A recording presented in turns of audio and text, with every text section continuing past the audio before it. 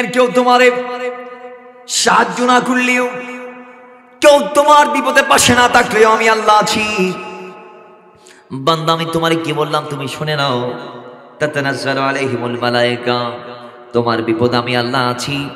যখন তোমার ভাই তোমার বিপদে থাকবে না, ও ইমানদার তোমার বন্ধু যখন তোমার বিপদে থাকবে না, তোমার আত্মীয় স্বজন যখন তোমাকে ভুলে যাবে, আমি আল্লাহ স্মরণ রাখো মুসলমান। ও ইমানদার, তুমি ইমানটাকে ভিতরে রাখার কারণে তোমার মুমূর্ষু অবস্থায় আমি আল্লাহ আসমান থেকে ফেরেশতা পাঠিয়ে সাহায্য করব। তাতানাজ্জালু আলাইহিমুল মালায়েকা, আমি আল্লাহ ফেরেশতা পাঠিয়ে তোমাকে সাহায্য করব। আল্লাহকে কোনোদিন ইমানদারদেরকে সাহায্য করছেনি ফেরেশতা পাঠাই? অবশ্যই করেছে। কখন করেছে? বদরের ময়দানে করেছে, উহুদের ময়দানে করেছে, প্রত্যেকটা যুদ্ধে করেছে, নবীজির প্রত্যেকটা মুমূর্ষু অবস্থায় করেছে, সাহাবায়ে কেরামের প্রত্যেকটা বিপদ আপদে আল্লাহ আসমান থেকে ফেরেশতা পাঠিয়ে নবীর গোলামদেরকে বাঁচিয়ে নিয়েছে। জোরে বলেন সুবহানাল্লাহ। তাফসীরের কিতাব যখন খুলবেন আপনি দেখবেন আল্লাহর কোরআনে ওয়াজিব বদরের ময়দানে আল্লাহ 3 থেকে 5,000 আসমানি যোদ্ধা ফেরেশতা পাঠিয়ে আল্লাহ নবী রাহমাতুল লিল আলামিনকে সাহায্য করেছে।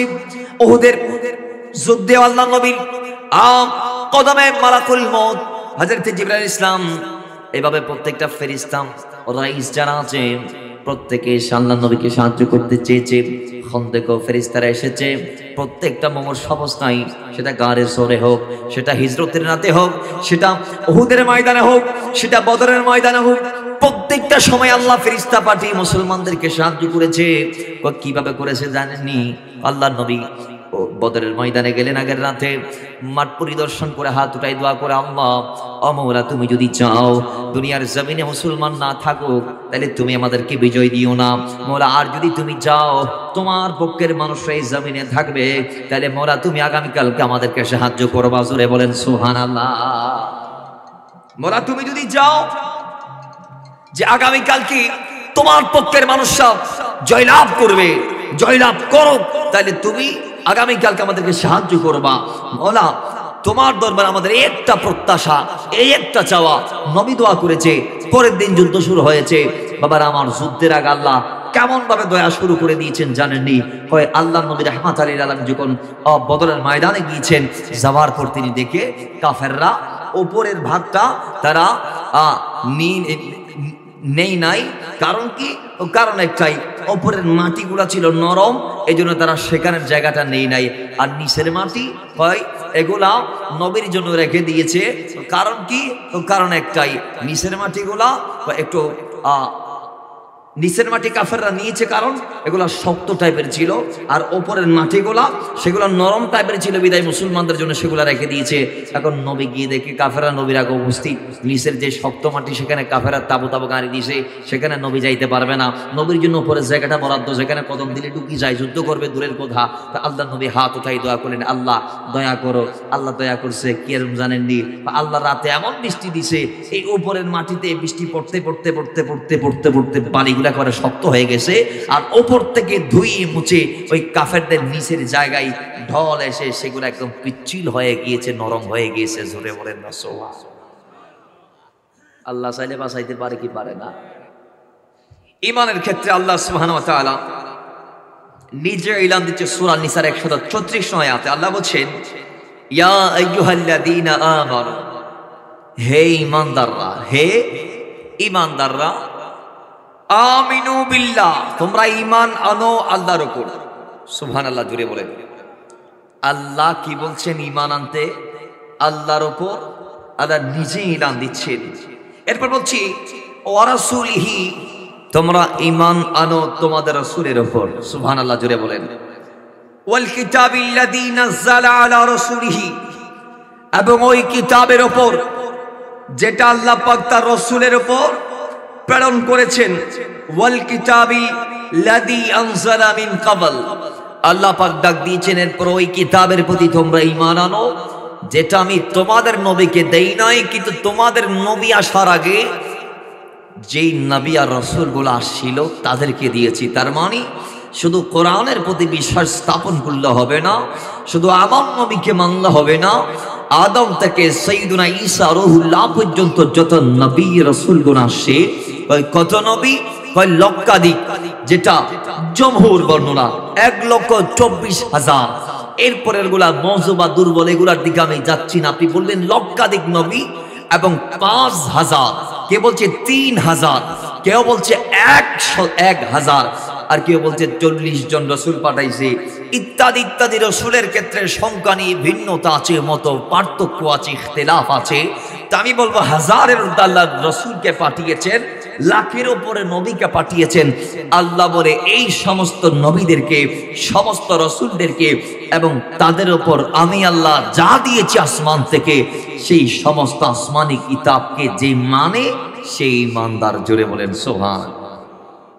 এমনি আমরা ইমানে মুজাম্মাল মুফাসসালের মধ্যে যতটুকু দেখি, আল্লাহ বলেছেন ইমানদারকে ইমান আনতে হবে আল্লাহর ওপর, মালাইকার ওপর, ফেরেশতাদের ওপরে, কিতাব আসমানি কিতাবের ওপরে, নবী রাসূলদের ওপরে, আখিরাত বা পরকালের ওপরে এবং তাকদীরের ওপরে।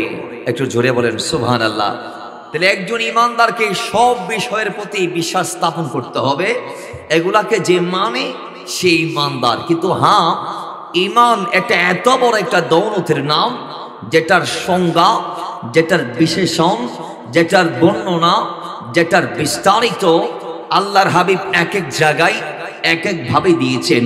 আবার বলেছেন ইমানের আবার অনেকটা শাখা আছে, ইমানের আবার পরিপূর্ণতা আছে, ইমানের আবার স্বাদ আছে। রাসূল পাক অনেক কিছু বলেছেন ইমান কেন্দ্রিক, এবং সাহাবায়ে কেরাম নবী থেকে ইমান সম্পর্কে জানতে চেয়েছেন। নবী এক এক জায়গায় ভিন্ন ভিন্ন উত্তর দিয়েছে।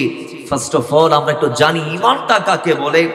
ইমানের সংজ্ঞার ব্যাপারে জমহুরের অভিমত হচ্ছে আল ঈমান হুয়া আত-তাসদীকু বিমা জাআন নবী সাল্লাল্লাহু আলাইহি ওয়াসাল্লাম বিন ইনদিল্লাহি তাআলা ওয়াল ইকরার বিহি। ঈমান হচ্ছে ওটা যেটা বান্দা নবী থেকে পেয়েছে, যা পেয়েছে নবী আল্লাহর পক্ষ থেকে বান্দাদেরকে, উম্মতদেরকে যা এনে দিয়েছে, সবগুলাকে বিশ্বাস করা মৌখিক স্বীকৃতির মাধ্যমে, এটার নাম হচ্ছে ঈমান। একটু জোরে বলেন সুবহানাল্লাহ। ইমাম গাযযালী বলেছেন আল ঈমান হুয়া তাসদীকুন নবী সাল্লাল্লাহু আলাইহি সাল্লাম বিজামিই মা জা বিহি। কয় আল্লাহর নবী যা আনছেন, রাসূল যা এনে দিয়েছেন, এই সবগুলাকে মানার নাম হচ্ছে ঈমান। সুবহানাল্লাহ পড়বেন না? এরপরে ইমাম আযম আমাদের ইমাম বলছে হুয়া তাসদীকু বিল জানা ওয়াল ইকরার বিল লিসান। অন্তরে বিশ্বাস, মৌখিক স্বীকৃতির নাম ঈমান। সুবহানাল্লাহ। অন্তরে কি করা? বিশ্বাস করা, আর মুখে স্বীকার করা। আবার কেউ কি বলেছে না না, আল ঈমানু, এটা ইমাম আহমদ ইবনে হাম্বলের অভিমত, আল ঈমানু হুয়াল আমালু বিল মামুরাত ওয়াল ইজতিনাব আন জামিল মানহিয়াত। ঈমান হচ্ছে যে দুনিয়াতে আল্লাহর নবীর পক্ষ থেকে যা আসছে ওগুলাকে স্বীকৃতি দেয়া, রিসিভ করা, এবং যেগুলা নিষেধ করতে বলা হয়েছে, যেগুলা নিষেধ করেছেন, যেগুলা না করতে বলা হয়েছে, এগুলাকে বাদ দেওয়ার নামে হচ্ছে ঈমান। এক কথায় ওইটা আল্লাহর কোরআন যে বলে দিয়েছে, আমার নবী তোমাদেরকে যা যা দিয়েছে বা আতাকুমুর রাসূলু ফাখুযুহু, সেগুলাকে তোমরা ধরে নাও, সেগুলাকে অ্যাকসেপ্ট করো, সেগুলা রিসিভ করো, সেগুলা গ্রহণ করো, ওই মোতাবেক চলো। আর আল্লাহর হাবিব তোমাদেরকে যা না করতে বলেছেন সেগুলাকে তোমরা জীবন থেকে চিরতরে বাদ দিয়ে দাও, দুই মুছে সাফ করে দাও। যদিও বা সেগুলা তোমাদের প্রিয়, পছন্দের, তারপরও নবী যেহেতু সেগুলাকে না করতে বলেছেন, আজকের পর থেকে সেগুলা তোমরা করতে পারবা না। জোরে বলেন সুবহানাল্লাহ। এটার নাম ঈমান, সেটার নাম ঈমান। বাবারা আমার, আল্লাহ নবী বলেন সেই ঈমানের 70টি শাখা আছে। কয়টি শাখা? একটা নয়, দুটা নয়। ঈমান এমন একটি লম্বা সাবজেক্টের নাম, 70টি শাখা আল্লাহর হাবিব বলেছেন ঈমানের আছে। তন্মধ্যে নবী দুটার কথা উল্লেখ করেছেন। 70টি শাখার মধ্যে সবচেয়ে উঁচা মুখানে, সবচেয়ে আলা মুখানে যেটা আছে আল ঈমানু বিদউনা, আল ঈমানু বিদউন ওয়াসিত্তুনা শুবা। আল্লাহর নবী বলেছেন ঈমানের 70টি শাখা আছে, তন্মধ্যে সর্বোচ্চ শাখার নাম একমাত্র বান্দা জমিন থেকে একজনের পক্ষে সাক্ষ্য দিবে লা ইলাহা ইল্লাল্লাহ বলে, বান্দা এই কথা বলবে আল্লাহ ছাড়া দুনিয়া তার কোনো ইলা নাই, মালিক নাই। জুড়ে বলেন সুবহানাল্লাহ। তাহলে লা ইলাহা ইল্লাল্লাহ বলা ঈমানের সবচেয়ে বড় শাখা। এরপরে আমার নবীর নাম মুহাম্মদ রাসূলুল্লাহ। যাই হোক, আমরা ওদিক যাচ্ছি না। এরপর বলছেন ওয়াদনাহা, এবং সর্বনিম্নটা হচ্ছে ঈমানের শাখা ইমাতাতুল আযা আনিত তারিক। কয় রাস্তার থেকে যে কষ্টদায়ক বস্তু আছে, কি কি আছে? কয় পেরেক আছে, গলার সোলা আছে, হ্যাঁ, ইত্যাদি ইত্যাদি। রাস্তার মধ্যে যদি বিষাক্ত জিনিস আছে যেগুলার দ্বারা মানুষ কষ্ট পাবে, রসুল বলে সেগুলা রাস্তার থেকে সরাই দেয়াটা ঈমানের সর্বনিম্ন শাখা। জুড়ে বলেন সুবহানাল্লাহ। এরপর বলা হয়েছে ওয়াল হায়াউ শুবাতুম মিনাল ঈমান। হায়া হচ্ছে ঈমানের অন্যতম একটা অঙ্গ। লজ্জা। মুসলমান, আমার ধর্ম, আপনার ধর্ম ইসলাম কেমন ধর্ম জানেন? যে ধর্মে আল্লাহ রসুল এটাই চায় যে কোনো ব্যক্তির কারণে যাতে অন্য কোনো ব্যক্তি কষ্ট না পায়, আপনি যাতে কলার কোষাটা রাস্তার মধ্যে না রাখেন। কোনো ভাই যদি ইচ্ছা সত্ত্বেও রেখে দেয়, সেটাতে পা দিয়ে পিচ্ছিল হয়ে পড়ে কোনো মুসলমান ভাই যেন আঘাত না পায়, এই জন্য নবী বলেছেন তুমি দেখার সঙ্গে সঙ্গে সেটা রাস্তার থেকে ফেলে দাও। দেখার সঙ্গে সঙ্গে সেটা রাস্তার থেকে। কি চমৎকার একটি ধর্ম ইসলাম আমাদেরকে আল্লাহ রাসূল দিয়েছেন। এরপর বলা হয়েছে হায়া হচ্ছে ঈমানের অন্যতম অঙ্গ। সমাজে আজকে আমরা দেখি না এই জিনিস যেগুলো আল্লাহ রাসূল কর্তৃক আমাদেরকে শিক্ষা দেয়া হয়েছে, এগুলোর ভিতর আমরা নাই। আজকের সমাজে মানুষের হায়া নাই, মানুষের চক্ষু লজ্জা নাই, লাজ লজ্জাহীন অবস্থায় আজকে আমরা দুনিয়াদারি করছি। যার দরুন বাবা তার সন্তানদেরকে লজ্জা না থাকার কারণে যা মন চাই তা বলতে পারে, যে কাজ মন চাই সে কাজ করাইতে পারে। আজকে সন্তানদের লজ্জা না থাকার কারণে তারা তাদের বাবার দিকে তেড়ে যায়, মুখের ওপর কথা বলে, তর্ক করে। সেম দ্যাট স্বামী স্ত্রী, ভাই ভাই, ভাই বোন, মা ছেলে, বাবা ছেলে, বন্ধু বান্ধব, আত্মীয় স্বজন, এক ইমানদার আর এক ইমানদার, এই লজ্জাহীনতায় ভোগার কারণে আজকে সমাজে এমন অবস্থা হয়ে গিয়েছে যে টুকটাক খুঁটি নাটি বিষয়কে কেন্দ্র করে আমরা বিরাট ফেতনা রেডি করে ফেলি, বিরাট ফেতনার সম্মুখীন হয়ে যায়। রক্তপাত, মারামারি, হানাহানি ইত্যাদি ইত্যাদি। আজকে সমাজে এই একটা জিনিস লজ্জা কমে যাওয়ার কারণে দিনের পর দিন বেড়ে গিয়েছে। কোন খারাপ? জোরে বলেন নাউজুবিল্লাহ। নিজের ভাই নিজের বাইরে মারি ফেলতেছে, সকু লজ্জা নাই। এতে তো জানেও না এটা আমার ভাই, এটা কোন ভাই। পানি কাটলে দুই ভাগ হতে পারে, ভাইকে কাটলে ভাই ভাইয়ের থেকে আলাদা হতে পারে। তিনি জানা নাই নি আমার কোন ভাই। যেই ভাই আমি মৃত্যুর পর আমার খাটিয়া কাঁধে নিবে, আমাকে গোসল দিবে, আমাকে কবরে নামাবে, আমার জানাজার মাঠে দাঁড়িয়ে আমার পক্ষে সার্টিফাই করবে, জানে না। জানা নাই নি আমার কোন ভাই। যেই ভাই জানাজার মাঠ থেকে যদি বলে আমার ভাই ভালো ছিল, আল্লাহ বলবেন সে ভালো ছিল। আর ভাই যদি বলে আমার ভাই খারাপ, তাহলে আল্লাহ বলবে সে জাহান্নামী, সে জাহান্নামী। তাহলে যার ফায়সালাকে কেন্দ্র করে আল্লাহ আপনাকে ভালো খারাপ সাব্যস্ত করবেন, আপনি তার দিকে তেড়ে গেলেন ছোট্ট একটা স্বার্থকে কেন্দ্র করে। তাহলে বোঝা গিয়েছে আপনার ভিতরে লজ্জা। বলেন লজ্জা। বাবারা, আমারও সুরে পাকের কাছে কেমন হায়া ছিল, কেমন লজ্জা ছিল। অমুসলমান, আল্লাহ নবী রাস্তা দিয়ে চলার সময় চোখ নিচু রেখে চলতেন। আজকে আমাদের লজ্জা নাই। সমাজে আমরা যখন রাস্তা দিয়ে হাঁটি, যার দিকে মন চায় আমরা হা করে তাকাই থাকি। তার দিকে তাকানোটা কি জায়েজ নাকি না জায়েজ, কি বৈধ না অবৈধ, আমরা সেগুলার পরোয়া করি না। আমরা বলি চোখ তো দিছে, আল্লাহ চাই দেখবো, দেখি কি কি দেখা যায়, চোখ দি। রাসূল ডাক দিয়ে বলে আলী, খবরদার চোখ নিচে নামাই রাখবা। আগুদুল বাসার, চক্ষু নামিয়ে রাস্তায় চলবা। মানুষের সামনে যাওয়ার সময় বেগানা কোনো নারীর দিকে যদি প্রথম দৃষ্টিটা পড়ে যায়, সঙ্গে সঙ্গে চোখটা নামাই ফেলো, দ্বিতীয়বার দৃষ্টি দেওয়া যাবে না। আলী, কারণ কি? কারণ আল্লাহ নবী ডাক দিয়ে বলে আলী, প্রথম দৃষ্টি আল্লাহ মাফ করবে, কিন্তু দ্বিতীয় দৃষ্টি যদি তুমি দাও কোনো বেগানা নারীর দিকে, আমি নবী বলছি দ্বিতীয় দৃষ্টি আল্লাহ মাফ করবে না। এটা চোখের জেনা হয়ে তোমার আমলনামার খাতায় উঠে যাবে। জোরে বলেন নাউজুবিল্লাহ। চোখ দিয়া কিসের জেনা? চোখের জেনা। আমরা তো জেনা কি এটা জানি না। আপনার জেনার সংজ্ঞাও জানেন। নবী বলে জেনা কি জানো? চোখ দিয়ে দেখা চোখের জেনা, সে হাসি তার হাদিস। আর কান দিয়ে শোনা কানের জেনা, মুখ দিয়ে বলা মুখের জেনা, হাত দিয়ে ধরা হাতের জেনা, পা দিয়ে যাওয়া পায়ের জেনা, অন্তরে প্রবৃত্তির কামনা করা অন্তরের জেনা। আর লজ্জাস্থান সেটার সত্য আর বিদ্যায় রূপান্তর দেয়। তাহলে বোঝা গিয়েছে জেনা শুধু লজ্জাস্থান দিয়ে করে না, ইমানদারের জেনা চোখের দৃষ্টিতে হয়ে যায়, ইমানদারের জেনা কান দিয়ে শোনাতে হয়ে যায়, ইমানদারের জেনা মুখ দিয়ে বলাতে হয়ে যায়।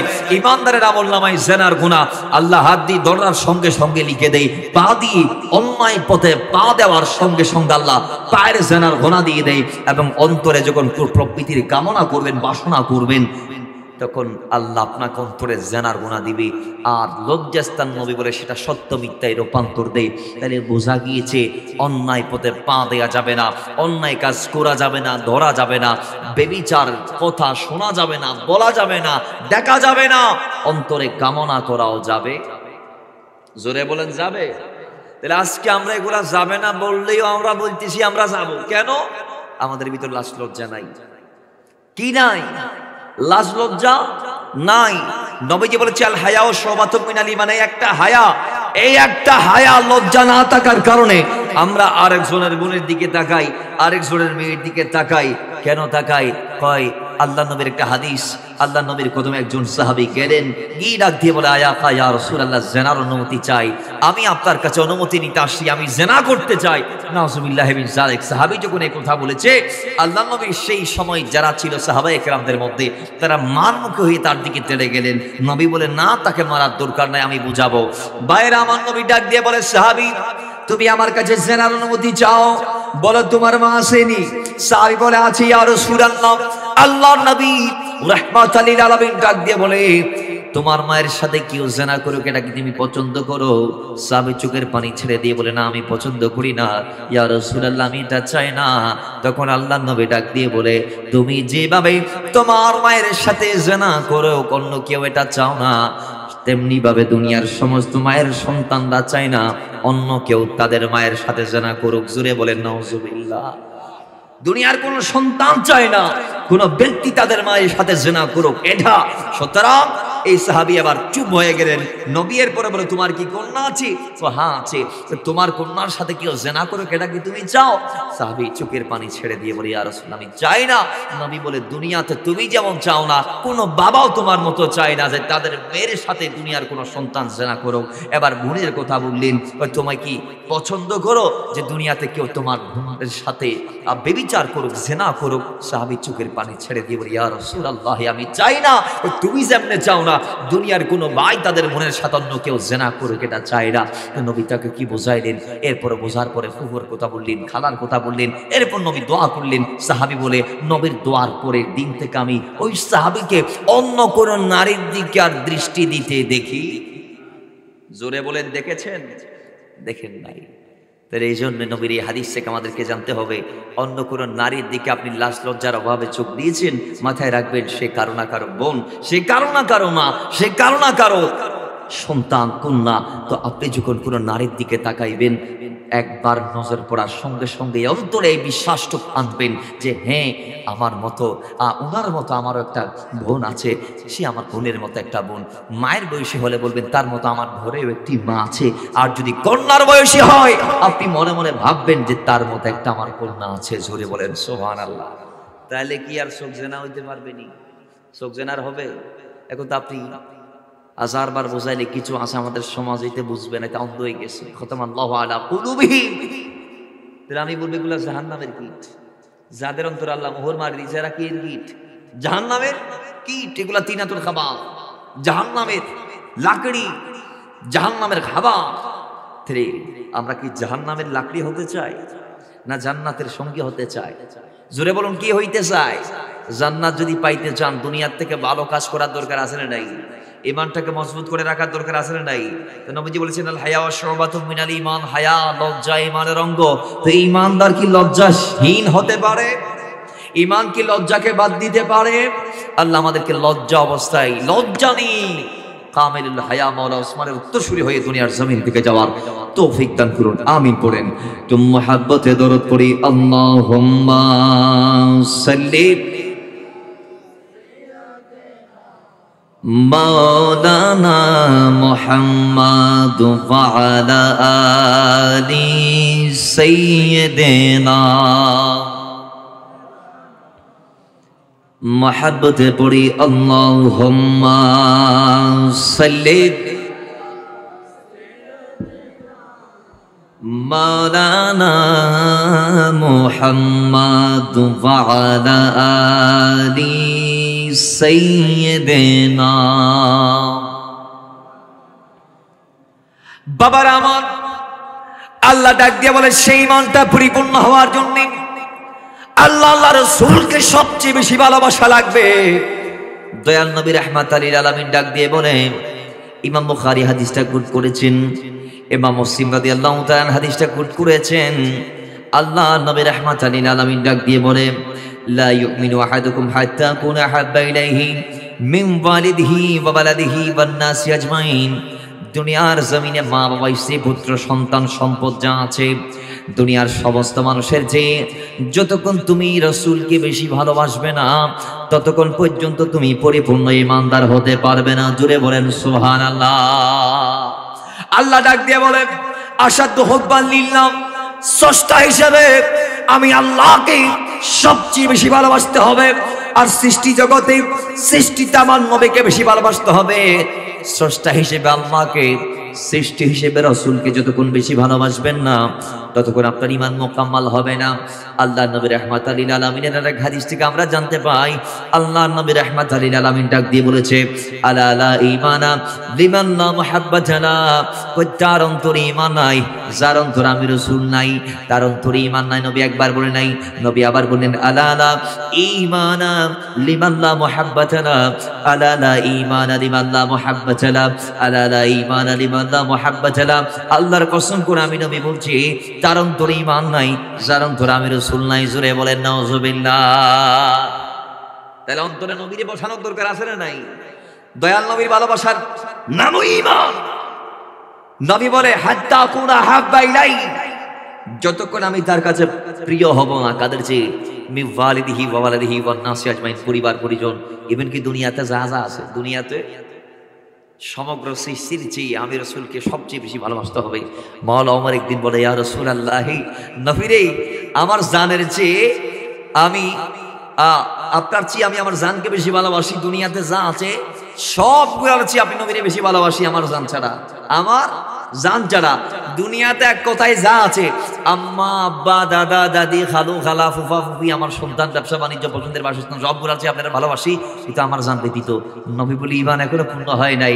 তো ওমর তিনি বুঝে ফেললেন, তিনি তো ছিলেন সত্য ন্যায়ের মূর্ত প্রতীক। সেই ওমর এবার ডাক দিয়ে বলে, আয়াকা ইয়া রাসূলুল্লাহি, নবী আমি ওমরের জান মাল পরিবার পরিজন ইভেন কি গোটা দুনিয়ার চাইয়ে আমি আপনি রাসূলকে বেশি ভালোবাসি। নবী বলে, এখন বরাবর হইছি, এখন বরাবর। সেই নবীর ভালোবাসার নাম ঈমান। কিভাবে দেখেন, আল্লাহ নবী রাহমাতুল লিল আলামিন প্রথম একজন সাহাবী গেলেন, গিয়ে বলে, ইয়া রাসূলুল্লাহ কিয়ামত কখন হবে জানতে চাই। আল্লাহ নবী বলে, কিয়ামতের জন্য কি সামান রেডি আছে আমি জানতে চাই। সাহাবী বলে, নবী আমার কিছু নাই, শুধু আমার কাছে আছে আল্লাহ এবং আল্লাহ রাসূলের ভালোবাসা। সুবহানাল্লাহ পড়বেন না? নবী বলে, এটা যদি সত্য হয় তাহলে তুমি পার পাই গেছো, তুমি পার পাই গেছো। কারণ কিয়ামতের দিন তুমি তার সাথেই থাকবে। আনতা মা মানে হাবাবতা, যাকে তুমি ভালোবাসতে। তা আপনি যদি দুনিয়া থেকে আল্লাহ আল্লাহ রাসূলকে মহব্বত করে যাইতে পারেন তো কবরে যাবেন, এরপরে হাসর উঠবেন। নবী বলে, যেদিন ইয়াউমা ইয়াফিরুল মারউ মিন আখিহি ওয়া উম্মিহি ওয়া আবিহি ওয়া সাহিবাতিহি ওয়া বানিহি, যেদিন মা সন্তানকে সন্তান বলে পরিচয় দিবে না, যেদিন বাবা সন্তানকে সন্তান বলে পরিচয় দিবে না, স্বামী স্ত্রীকে স্ত্রী বলে পরিচয় দিবে না, স্ত্রী স্বামীকে স্বামী বলে পরিচয় দিবে না, সন্তান বাবাকে বাবা বলে রাখবে না, সেদিন আমি রাসূল তোমার সাথে থাকবো যদি দুনিয়াতে তুমি আমাকে ভালোবাসতে পারো। আনতা মা মান আহবাবতা, অবশ্যই আমি তোমার সাথে থাকবো যদি দুনিয়াতে তুমি আমাকে জায়গা দিতে পারো তোমার অন্তরে। তাইলে বলুন, সে দয়াল নবীকে আমরা হৃদয় থেকে ভালোবাসতে চাই কি চাই না? তো আওয়াজ দেন, চাই কি চাই না? বলি আমরা হৃদয় থেকে নবীজিকে ভালোবেসেছি। জবানে একটা বন্ধ রাখবেন না, পড়ি আমরা হৃদয় থেকে নবীজিকে ভালোবেসেছি। বললেন না, হৃদয় থেকে নবীজিকে ভালোবেসেছি। আমারি মনের গৌরে নবীর নোরের, মনের গৌরে নবীর নোরের আলো জ্বেলেছি। আমরা হৃদয় থেকে নবীজিকে ভালোবেসেছি। করে আনেতে আল্লাহ বলে আমার কাছে আসতে হলে, পরে আনেতে আল্লাহ বলে আমায় ভালোবাসতে হলে, পরে আনেতে আল্লাহ বলে আমার কাছে আসতে হলে, আসো আগে নবীর দলে, আসো আগে নবীর দলে লিখে দিয়েছি আমরা হৃদয় থেকে নবীজিকে ভালোবেসেছি। বললেন না, হৃদয় থেকে নবীজিকে ভালোবেসেছি। আমরা মনের গৌরে নবীর নোরের, মনের গৌরে নবীর নোরের আলো জ্বেলেছি। আমরা হৃদয় থেকে নবীজিকে ভালোবেসেছি। আল্লাহুম্মা সাল্লি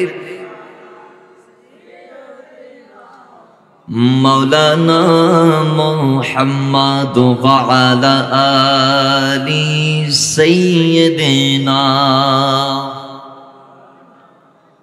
ভাইরা আমার, আল্লাহ পাক এজন্য বারংবার ডাক দিচ্ছেন, দুনিয়ার মানুষ, ইয়া আইয়ুহাল্লাযীনা আমানুত্তাকুল্লাহ, এই ঈমানদার ঈমান আনার পর আমার ভয় করো, এবং হাক্কা তুকাতিহি, ভয় করার মতো ভয়, যেমন তেমন ভয় না। ভয় আল্লাহ যেভাবে করতে বলেছেন ঈমানদার সেভাবে ভয় করো যদি ঈমানটা ঠিক রাখতে চাও। এরপর আল্লাহ বলছে ওয়ালা তামুতুন্না ইল্লা ওয়া আনতুম মুসলিমুন, ও ঈমানদাররা, সমস্ত ঈমানদার দুনিয়ার থেকে মুসলমান হয়ে কবরে যাবে না, তোমরা যাতে মুসলমান হয়ে কবরে যাইতে পারো সে ব্যবস্থাটা করো। এজন্য আমি আল্লাহ বলে দিলাম ওয়ালা তামুতুন্না, তোমরা ইন্তেকাল করিও না, মরিও না, যাইও না, ইল্লা ওয়া আনতুম মুসলিমুন, মুসলিম না হয়ে। অর্থাৎ আল্লাহ বলছেন তোমরা মুসলমান হয়ে কবরে যাইও। তাহলে ঈমানদারদেরকে আল্লাহ এই কথা বলার পিছনে কারণ কি? ঈমানদার প্রত্যেক ঈমান আনবে, কিন্তু এমন কিছু কাজ আছে যেগুলা করলে বান্দার ঈমানটা নষ্ট হয়ে যাবে। এমন কিছু আমল আছে যেগুলাকে বদ আমল বলা হয়, যেগুলা নেক আমলের পরিপন্থী, যেই কাজের ডিরেকশন আল্লাহ রাসূল দেওয়া হয় নাই। আল্লাহর ইলমে জানা আছে বান্দারা দুনিয়াতে এসে ওই বদ আমলগুলা করে বেঈমান হয়ে যাবে। এজন্য আল্লাহ ডাক দিয়ে বলে, বান্দা বেঈমান হয়ে কবরে যাইস না, ঈমানদার হয়ে যা। জোরে বলে, আর একটু জোরে বলেন। আরেক আয়াতে আল্লাহ পাক ভিন্নভাবে এলান দিচ্ছে, সূরা বাকারা 208 আয়াত। আল্লাহ বলেন, ইয়া আইয়ুহাল্লাযীনা আমানু, ঈমানদার, হে ঈমানদার, উদখুলু ফিস-সিলমি কাফা, আয় আমার রাস্তায় আয়, আয় সরল সহজ সরল সঠিক পথে আয়, আয় আমি খোদার দিকে আয়। ওয়ালা তাত্তাবিউ খুতুওয়াতিশ শয়তান, পরিপূর্ণ ইসলামে প্রবেশ করার পরে তোরা শয়তানের পথের দিকে আর যাবি না। ইসলামের ভিতর ডাইরেক্ট ঢুকে যাও, ইসলামের ভিতর পরিপূর্ণ প্রবেশ করো। এক পা ইসলামের ভিতর দিবা, আরেক পা বাইরে দিবা। তুমি বললা সুন্নিরাও ভালা, ওয়াহাবিরাও ভালা, আল্লাহ বলে এগুলা হতে পারে না। একটা রাস্তা আমি আল্লাহ কর্তৃক যে রাস্তা দেয়া হয়েছে, যেটাকে সিরাতে মুস্তাকিম বলা হয়, পরিপূর্ণভাবে সেই রাস্তার ভিতর প্রবেশ করো। উদখুলু ফিস-সিলমি কাফা, পূর্ণাঙ্গভাবে নিজেকে ইসলামের ভিতর প্রবেশ করিয়ে দাও। একটা মানলা, দুইটা বাদ দিলা, একটা মানলা, চারটা মানলা না। আল্লাহ বলে এটা হতে পারবে না। ঈমানদার তারে বলে যে গোটা জিন্দেগি আল্লাহ রাসূলের দেয়া পথ নির্দেশিকা মেনে নিয়ে কাটাই দেয়, আল্লাহ রাসূলের নির্দেশের বাইরে যায় না, ইসলাম পরিপন্থী কাজ করে না, ইসলামের বাইরে কদম রাখে না, তাকে ঈমানদার বলে। এজন্য আল্লাহ পাক ডাক দিয়ে বলে ওয়ালা তাত্তাবিউ খুতুওয়াতিশ শয়তান, শয়তানের পথকে মানা যাবে না, শয়তানকে অনুসরণ করা যাবে না। হ্যাঁ, দুনিয়াতে আজকে শয়তানের পথ যদি আমরা বলতে যাই তাহলে ৭২টি শয়তানের রাস্তা আছে, যেগুলা নবীর হাদিস কর্তৃক স্বীকৃত। আল্লাহ নবী হাদিসে পাক আসছে একদিন একটা সোজা রেখা টানলেন, সেই রেখা টানার পরে আল্লাহ নবী ডাক দিয়ে বলে, এই যে মাঝখানে যে একটা রেখা আঁকলাম, ডানে বামে অসংখ্য রেখা আল্লাহ নবী এঁকে দিয়েছে। এরপর বলে যেটা সোজা রাস্তা, হাযা সিরাতি মুস্তাকিমা, এটা আমি নবীর পথ, এটা আল্লাহ আমাকে দিয়েছে। ডানে যেগুলা গিয়েছে সেগুলা শয়তানের পথ, বামে যেগুলা গিয়েছে সেগুলা শয়তানের পথ। এগুলা প্রত্যেকটা রাস্তার মাথায় মাথায় এক একটা শয়তান দাঁড়িয়ে আছে, বসে আছে। যে শয়তানগুলার দায়িত্ব মানুষদেরকে ডাকা, তাদের দিকে। আজকের সমাজ আপনারা দেখবেন অনেক মুসলমান আপনাদেরকে সত্যের বাণী শোনাবে, আপনাদেরকে সত্যের পথ দেখাবে। ভাই আমাদের দলে আসো, আমাদের দিকে আসো, আমরা নামাজ পড়ি, আমরা রোজা রাখি, আমরা হজ করি, আমরা যাকাত দেই, আমরা জিহাদ করি, আমরা শান্তির বাণী শোনাই তোমাদেরকে। আসো আমাদের পথে, আসো কোরআনের দিকে, আসো নবীর দিকে, আপনাদেরকে অনেক পথ দেখাবে। কিন্তু আল্লাহ ডাক দিয়ে বলে, না না না না, আমার নবী কি বলেছে তার দিকে তাকাও। নবী ডাক দিয়ে বলে, ওই প্রত্যেকটা পথের সামনে এক একটা শয়তান দাঁড়িয়ে আছে, শয়তানদের পথ দিয়ে তোমরা যাইতে পারো না। আমি নবীর যে সহজ সরল সঠিক পথ আছে, সোজা পথ আছে, এই পথে থাকো। আমাদের আকাবেররা বলেছে যেটা সহজ পথ, সঠিক পথ, সরল পথ, সেটা কোরআন কর্তৃক সাবিত সিরাতে মুস্তাকিম। আর আমার নবী যেটাকে বলেছে হিয়া জামাতুন, এটা আমার দল, সেই পথটার নাম দিয়েছেন আহলে সুন্নাত ওয়াল জামাত। জোরে বলেন সুবহানাল্লাহ। সেটার নাম কি? আহলে সুন্নাত। বাবার আমার আল্লাহ নবী রাহমাতাল লিল আলামিন হাদিসে ডাক দিয়ে বলেন, ইন্না বানি ইসরাঈল তাফাররাকাত আলা 72 মিল্লাহ সাতাফতারিকু উম্মতি আলা 73 মিল্লাহ কুল্লুহুম ফিন-নার ইল্লা মিল্লাতান ওয়াহিদা। ক্বালু মান হিয়া ইয়া রাসূলুল্লাহ? ক্বালা মা আনা আলাইহি ওয়া আসহাবি। আল্লাহ নবী রাহমাতাল লিল আলামিন ডাক দিয়ে বলেন, দুনিয়ার মানুষ, আমি নবী বলছি, মুসা ইসলামের সম্প্রদায় বনি ইসরাইল তারা 72 দল হয়েছে। আমি নবী বলছি আমার উম্মত 73 দল হবে। কথা বলেন কয় দল? একটু আওয়াজ দিয়ে বলেন কয় দল? নবী বলেন 73 দল হবে। তার মধ্যে কুল্লুহুম ফিন্নার, সবাই জাহান্নামে যাবে, ইল্লা মিল্লাতান ওয়াহিদা, একটি মাত্র দল ছাড়া। যে একটি মাত্র দলের মানুষ জান্নাতে যাবে, সেই একটি মাত্র দলের পরিচয় হচ্ছে, আমি নবী বলে দিলাম, ওই দলের পরিচয় এইভাবে আমি নবী দিচ্ছি তোমাদেরকে, শোনো। ক্বালা মা আনা আলাইহি ওয়া আসহাবি। ওই দল আমি নবীর দল, ওই দল তোমরা সাহাবায়ে কেরামের দল। যে দল আমি নবী আছি, আমার সাহাবারা আছে, এরাই হচ্ছে জান্নাতি। জোরে বলেন সুবহানাল্লাহ। আমাদের মোল্লা আলী কারি বলছেন হিয়া আহলে সুন্নাত ওয়াল জামাত। যে দলে রাসূল আছে, যেই দলে সাহাবারা আছে, সেই দলের নাম আহলে সুন্নাত ওয়াল জামাত। এজন্য আল্লাহ ডাক দিয়ে বলে, উদখুলু ফিস সিলমি কাফা, তোমরা ওই পথে থাকো, ওই মতে থাকো, এই দলকে তোমরা সাপোর্ট করো। ওয়াতাসিমু বিহাবলিল্লাহ, এই রজ্জুকে, এই আহলে সুন্নাত ওয়াল জামাতের রশিটাকে তোমরা মজবুত করে ধরো। ওয়ালা তাফাররাকু, তোমরা ফরক হইও না, ওই রশিদ ছেড়ে অন্য কোথাও যাইও না। এজন্য আল্লাহ পাক ডাক দিয়ে বলে, ওয়ালা তাত্তাবিউ খুতুওয়াতিশ শয়তান, ওই রশিকে বাদ দিয়ে শয়তানের রশি ধরা যাবে না। ইসলাম থেকে বের হয়ে শয়তানের পথে কদম দেওয়া যাবে না। নবীর দেয়া পথ থেকে পদচ্যুত হয়ে শয়তানের রাস্তা দিয়ে হাঁটা যাবে না। কারণ ইন্নাহু লাকুম আদুব্বুম মুবিন, শয়তান তোমাদের আজকের শত্রু না, তোমাদের বাপদাদার আমলের শত্রু। শয়তান আমাদের আজকের শত্রু না। আমি জানি না আমার অডিয়েন্সদের এই আলোচনাগুলা ভালো লাগতেছে কিনা।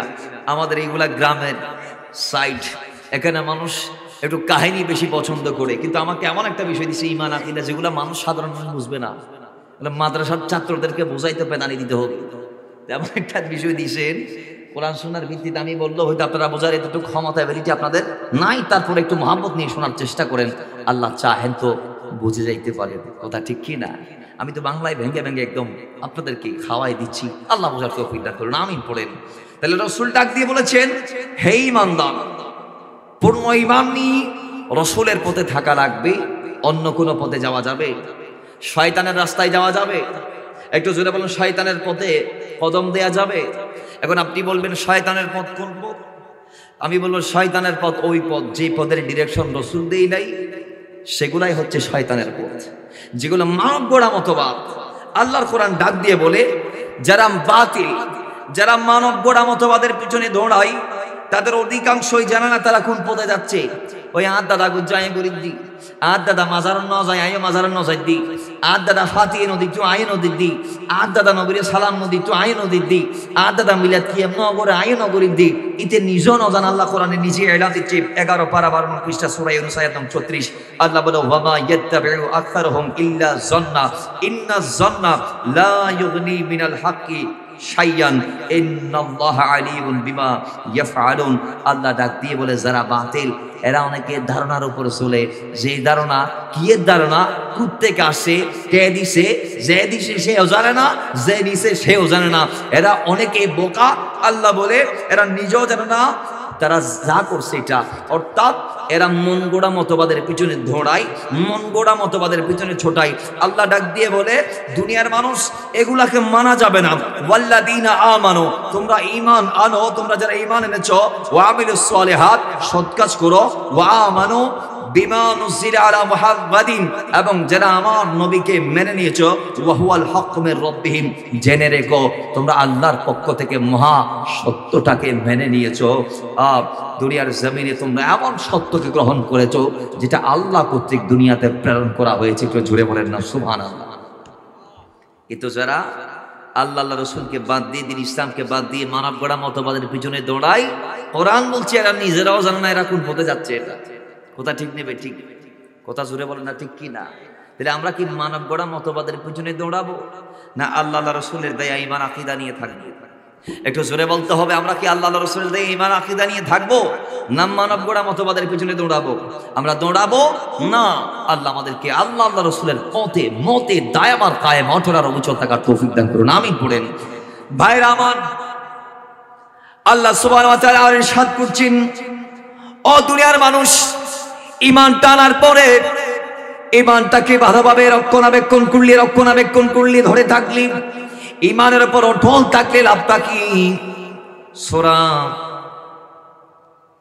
হামিম সিজদা 30 নং আয়াতে আল্লাহ পাক ডাক দিয়ে বলে, ইন্নাল্লাযীনা ক্বালু রাব্বুনাল্লাহ, যারা আল্লাহর প্রতি ঈমান এনেছো, সুম্মাস্তাকামু, ঈমান এনে যারা ঈমানের উপর ইস্তেকামত থাকতে পেরেছো, ঈমানকে বাদ দাও নাই 5 টাকার স্বার্থের জন্য আজকে আপনি আমি যে ঈমানটাকে নষ্ট করে দিচ্ছি, অল্প স্বার্থের জন্য যে ঈমানকে আমি আপনি আজকে ধ্বংস করে দিচ্ছি, আল্লাহ বলে ওই ঈমানকে যারা নষ্ট করে দাও নাই, ঈমানকে যারা হেফাজত করেছো, ইন্নাল্লাযীনা ক্বালু রাব্বুনাল্লাহ, ঈমানটা আনার পরে সুম্মাস্তাকামু, ঈমানকে যারা মজবুত আকীদার মাধ্যমে হেফাজত করতে পেরেছো, ঈমানকে যারা লালন করতে পেরেছো, ঈমানকে যারা ভিতরে রাখতে পেরেছো, ঈমানকে যারা নষ্ট করো নাই, ধ্বংস করো নাই, আমি আল্লাহ বলছি তুমি ঈমানদার। দুনিয়াতে ঈমান নিয়ে যখন চলবা, তুমি যখন সত্য পথে মানুষদেরকে ডাক দিবা, ঈমানদারের বৈশিষ্ট্য তারা কোরআন শুনলে তাদের কলবটা রওশন হয়ে যায়, ঈমানের জ্যোতি বেড়ে যায়, তারা সৎ পথের আদেশ দেয়, অসৎ কাজে বাধা দেয়, তারা সৎ কাজের আদেশ দিয়ে ঘাত হয় না, তারা জমিনের মধ্যে ফিতনা ফাসাদ থেকে মানুষদেরকে সেফ রাখে। দুনিয়ার মানুষ এইভাবে ঈমানদারের অনেক বৈশিষ্ট্য আল্লাহ রাসূল দিয়ে দিয়েছেন। ওই ঈমানদার, আপনি যখন এইভাবে সমাজে কদম দিবেন, এইভাবে যখন হায়াত গুজার করবেন, এইভাবে যখন আপনি পথ পাড়ি দিবেন, আপনি দেখবেন হকের পক্ষে থাকতে গিয়ে আপনার আপনজনগুলো আপনার হাতছাড়া হয়ে যাচ্ছে। হকের পক্ষে আওয়াজ দিয়েছেন বলে বন্ধু শত্রু হয়ে গিয়েছে, হকের পক্ষে বলেছেন বিদায় আপনার ভাই আপনার দুশমন হয়ে গিয়েছে। দেখবেন আপনার বাবা আপনাকে ত্যায্য করে দিয়েছে, মা আপনাকে ভুলে গিয়েছে। আল্লাহ বলে সমস্যা নাই, গোটা দুনিয়া তোমার বিরুদ্ধে গেল, আমি আল্লাহ আছি, তুমি ঈমানদারের পক্ষে। জুড়ে বলেন কে আছে? একটু বলতে হবে কে আছে? ফটিয়ার মানুষ কি ওয়াইশেন আওয়াজে বার্তার ন হলো না, তে আল্লাহর নামে হইতে কি লজ্জা লানা আর তুন খন আছে আর আল্লুই একখানা বড় গরি মাতর খন আছে। এবে নির্বাচনের মাঠে এত করে তো লঙ্গি একদম ঠিক নতো আইতো, হ্যাঁ লঙ্গিরে পতাকা বানায় তো উড়াইতেন। কিন্তু নবীর মাহফিল তাই আজ প্রথমে হয়ে দিই ঈমানদার যারা আছে তার একটা এক্সট্রা গুণ আছে, এই তারা ঈমানের ক্ষেত্রে হনা প্রশ্ন করে এই তারা নবীলে ব্যাগিন কোরবান দিতে রাজি আছে। বড় গরি বরং সুবহানাল্লাহ। আল্লাহ খোদ ঈমানদার খন হইতের নেই, ঈমানদারও দিবে। ইন্নাল্লাহা আশতারা মিনাল মুমিনিনা আনফুসাহুম ওয়া আমওয়ালাহুম বিআন্না লাহুমুল জান্নাহ। জীব খোদার জীবন দি ফেলাইয়ে সম্পদ দি ফেলাইয়ে খোদা তুল জান্নাত লুলি ফেলাই। বড় গরি বরং এই ঈমানদার সে জান্নাতের বিনিময়ে আল্লাহ থেকে কি কিনে নিছে? জান্নাত কিনে নিছে। তো যার কাছে জীবনের মূল্য নাই তার কাছে আমাদের মূল্য আছে, তো সে তো নবীর জন্য নামাজ দিয়ে দিবে। এটা কার জন্য রাখি দিচ্ছেন? আল্লাহ দেওয়ার তৌফিক দান করবেন। আরো বড় করে মহাব্বতে বলেন বাবারা আমার, এজন্য আল্লাহ বলে দুনিয়ার কেউ তোমারে সাহায্য না করলেও, কেউ তোমার বিপদে পাশে না থাকলেও আমি আল্লাহ আছি। বান্দা আমি তোমারে কি বললাম তুমি শুনে নাও। তাতানাজ্জালু আলাইহিমুল মালায়েকা, তোমার বিপদ আমি আল্লাহ আছি। যখন তোমার ভাই তোমার বিপদে থাকবে না, ও ইমানদার তোমার বন্ধু যখন তোমার বিপদে থাকবে না, তোমার আত্মীয় স্বজন যখন তোমাকে ভুলে যাবে, আমি আল্লাহ স্মরণ রাখো মুসলমান। ও ইমানদার, তুমি ইমানটাকে ভিতরে রাখার কারণে তোমার মুমূর্ষু অবস্থায় আমি আল্লাহ আসমান থেকে ফেরেশতা পাঠিয়ে সাহায্য করব। তাতানাজ্জালু আলাইহিমুল মালায়েকা, আমি আল্লাহ ফেরেশতা পাঠিয়ে তোমাকে সাহায্য করব। আল্লাহকে কোনোদিন ইমানদারদেরকে সাহায্য করছেনি ফেরেশতা পাঠাই? অবশ্যই করেছে। কখন করেছে? বদরের ময়দানে করেছে, উহুদের ময়দানে করেছে, প্রত্যেকটা যুদ্ধে করেছে, নবীজির প্রত্যেকটা মুমূর্ষু অবস্থায় করেছে, সাহাবায়ে কেরামের প্রত্যেকটা বিপদ আপদে আল্লাহ আসমান থেকে ফেরেশতা পাঠিয়ে নবীর গোলামদেরকে বাঁচিয়ে নিয়েছে। জোরে বলেন সুবহানাল্লাহ। তাফসীরের কিতাব যখন খুলবেন আপনি দেখবেন আল্লাহর কোরআনে ওয়াজিব বদরের ময়দানে আল্লাহ 3 থেকে 5,000 আসমানি যোদ্ধা ফেরেশতা পাঠিয়ে আল্লাহ নবী রাহমাতুল লিল আলামিনকে সাহায্য করেছে।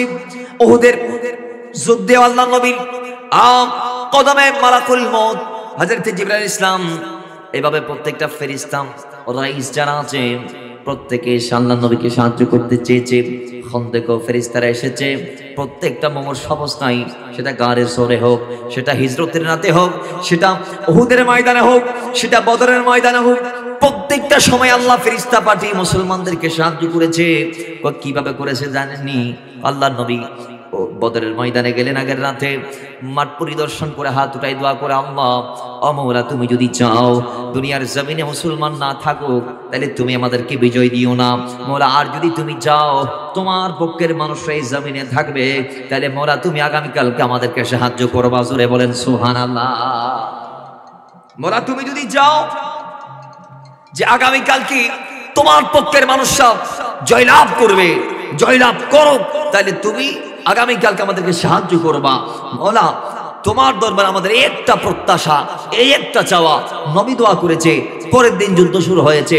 বাবার আমার, যুদ্ধের আগে আল্লাহ কেমন ভাবে দয়া শুরু করে দিয়েছেন জানেননি? হয় আল্লাহ নবী রাহমাতুল লিল আলামিন যখন বদরের ময়দানে গিয়েছেন, যাওয়ার পর তিনি দেখে কাফেররা উপরের ভাগটা তারা নেই নাই। কারণ কি? কারণ একটাই, উপরের মাটিগুলা ছিল নরম, এই জন্য তারা সেখানের জায়গাটা নেই নাই। আর নিচের মাটি হয় এগুলা নবীর জন্য রেখে দিয়েছে। কারণ কি? কারণ একটাই, নিচের মাটিগুলা একটু নিচের মাটি কাফেররা নিয়েছে, কারণ এগুলা শক্ত টাইপের ছিল, আর ওপরের মাটিগুলা সেগুলো নরম টাইপের ছিল, বিদায় মুসলমানদের জন্য সেগুলা রেখে দিয়েছে। এখন নবী গিয়ে দেখে কাফেররা নবীর আগে উপস্থিত। নিচের যে শক্ত মাটি সেখানে কাফেররা তাবু গাড়ি দিয়েছে, সেখানে নবী যাইতে পারবে না। নবীর জন্য উপরের জায়গাটা বরাদ্দ, যেখানে কদম দিলে ঢুকি যায়, যুদ্ধ করবে দূরের কথা। তা আল্লাহ নবী হাত উঠাই দোয়া করলেন, আল্লাহ দয়া করো। আল্লাহ দয়া করছে কি এরকম জানেননি? আল্লাহ রাতে এমন বৃষ্টি দিছে, এই উপরের মাটিতে বৃষ্টি পড়তে পড়তে পড়তে পড়তে পড়তে পড়তে বাড়িগুলা করে শক্ত হয়ে গেছে, আর ওপর থেকে ধুইয়ে মুছে ওই কাফেরদের নিচের জায়গায় ঢল এসে সেগুলো একদম পিচ্ছিল হয়ে গিয়েছে, নরম হয়ে গিয়েছে। জোরে বলেন না সুবহানাল্লাহ। আল্লাহ চাইলে বাঁচাইতে পারে কি পারে না? একটু আওয়াজ দিতে হবে, পারে কি পারে না? বাবারা আমার, পরের দিন সকালবেলা যুদ্ধ শুরু। আল্লাহ নবী দোয়া করতে আছে। আমার সিদ্দিক আকবর ডাক দিয়ে বলে, আল্লাহর নবী সেদিন এমন দোয়া করেছে আমি দেখেছি। আল্লাহ নবী দোয়া করতে করতে পর্যায়ে রাসূল পাকের নূরানি কাঁধ মোবারক থেকে রুমি চাদর মোবারক নিচে পড়ে গেছে। আল্লাহ নবী তারপরে দোয়া শেষ করে নাই।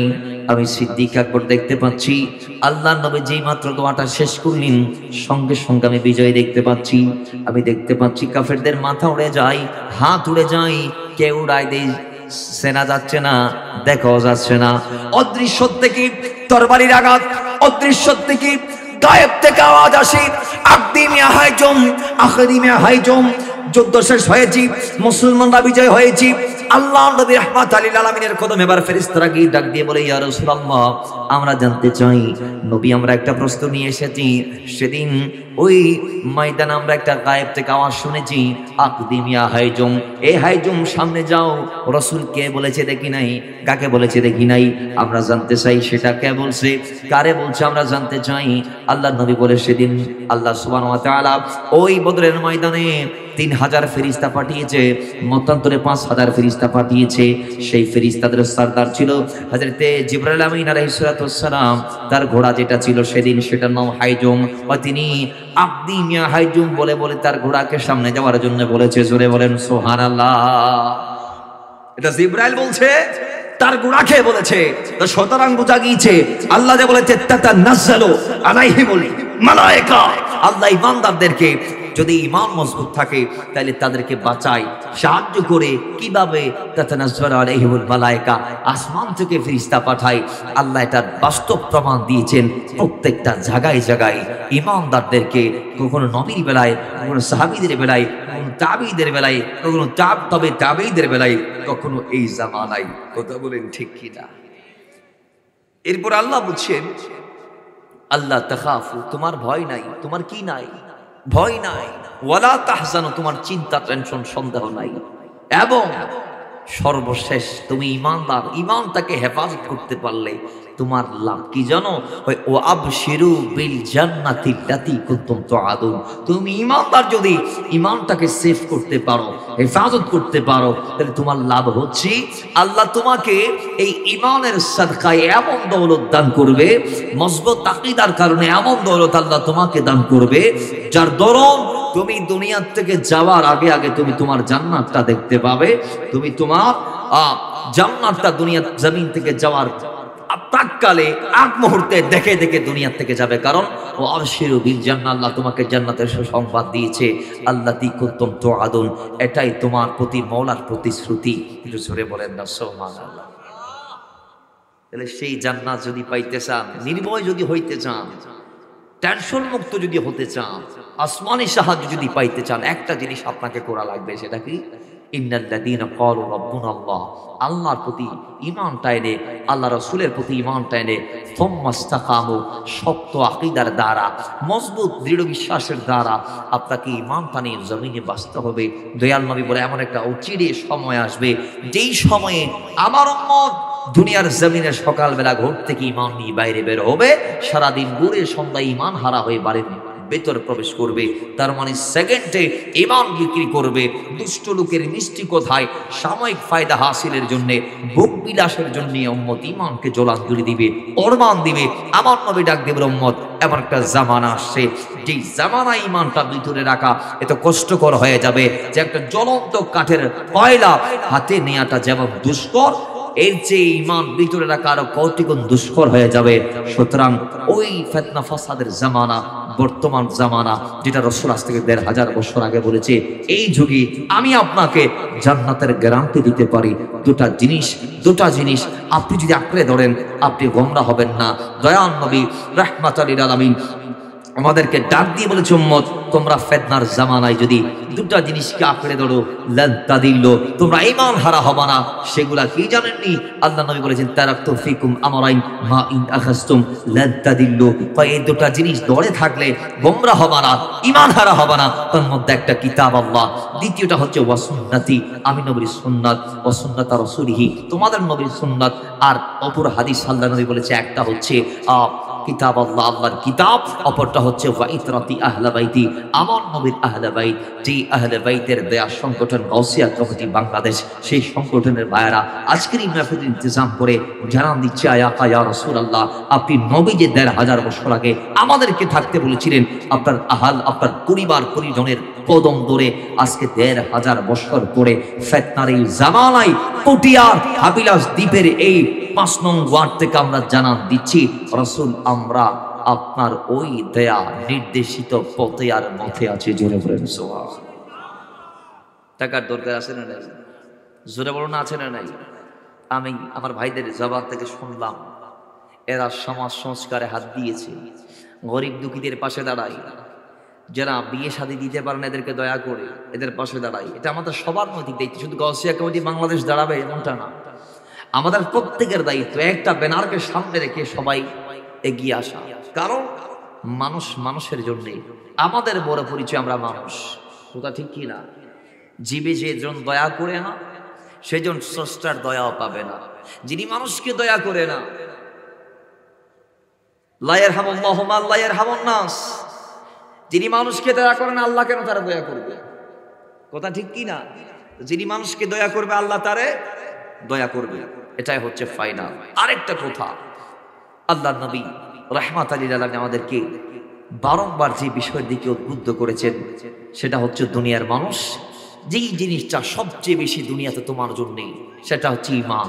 সেটা অ্যাকাউন্টসের মতো, অ্যাকাউন্টস যদি থাকে সঞ্চয় করলে জমা হবে, অ্যাকাউন্টস যদি থাকে ভালো কাজ একটা করলেও, নবী বলছেন ঈমানদার সে খারাপ কাজ করলেও দিন শেষে তার প্রাপ্য সাজা সে ভোগ করে, সেই আবার জান্নাত পাবে, কারণ তার কাছে ঈমান আছে। কি আছে? ঈমান আছে। এই ঈমানই দৌলতটা যদি থাকতে পারে, ঈমানটা যদি নষ্ট না করেন, গুনাহ হইছে আর কি, কিন্তু ঈমান বিধ্বংসী কোনো কাজ করেন নাই, তাহলে মাথায় রাখবেন জান্নাত একদিন একদিন আছে, জান্নাত একদিন একদিন। হ্যাঁ, কিন্তু প্রত্যেক প্রাণীকে তার কৃতকর্মের ফল ভোগ করতে হবে। জাহান্নামে যতটুকু প্রাপ্য আল্লাহ আপনাকে দিয়ে দিবে, কিন্তু পরক্ষণে ঈমানদার হওয়ার কারণে আল্লাহ আপনাকে জাহান্নাম থেকে নবীর শাফাতের ওসিলায় জান্নাতে পাঠাবে। সুবহানাল্লাহ পড়বেন না? তাহলে এই জান্নাত পাইতে হলে ঈমান আনার দরকার আছে না নাই? একটু বলতে হবে আছে না নাই? সর্বশেষ যে আয়াত, সেখান থেকে আমরা ছোট্ট পরিসরে 10 মিনিট আরেকটা বিষয় বলবো। নবীজি বলেছেন সূরা কাফিরের 137 নং আয়াত দিয়ে যে ইন্নাল্লাযীনা আমানু ওয়া আমিলুস সলিহাতি কানাত লাহুম জান্নাতুল ফিরদাউসি নুজুলা, তোমরা যদি ঈমান আনতে পারো, সৎ কাজ করতে পারো, তাহলে তোমরা জান্নাতে যাবে। সুবহানাল্লাহ। তাহলে এই জান্নাত পাওয়ার জন্য দুইটা জিনিস, একটা ঈমান আনা আর একটা কি কাজ করা? সৎ কাজ করা। তো সৎ কাজ করবেন, ঈমান যদি ঠিক না থাকে, সৎ কাজ এগুলার পরিণতি দুনিয়াতে আল্লাহ আপনাকে ভোগ করাই দিবে। এবং হাদিসে পাক আসছে, কোন বদকার বেঈমান দুনিয়াতে কোটি টাকা দান করলেও দুনিয়াতে আল্লাহ তার জাযা, তার প্রাপ্যটা তাকে দিয়ে দিবে। কবরে যাওয়ার পর তার আর কিছু নাই, সিরিয়াসলি কবর যাওয়ার পর আর কিছু আছে নাই। তো এই জন্যে আমাদের প্রথম যে জিনিসটা লাগবে সেটা হচ্ছে ঈমান। ঈমান হচ্ছে অ্যাকাউন্টের নাম, ঈমান হচ্ছে আল্লাহ রাসূলের ভালোবাসার নাম, ঈমান হচ্ছে রাসূল যা দিয়েছে সেগুলোকে নিয়ে নেওয়ার নাম, ঈমান হচ্ছে কোরআন মোতাবেক চলার নাম, ঈমান হচ্ছে দয়াল নবীর প্রত্যেকটা নির্দেশের নাম, যেগুলাকে বান্দা মান্য করলে সেই ঈমানদার। জোরে বলেন সুবহানাল্লাহ। আল্লাহ আমাদেরকে এতটুকু মেসেজ বোঝার তৌফিক দান করুন, আমিন।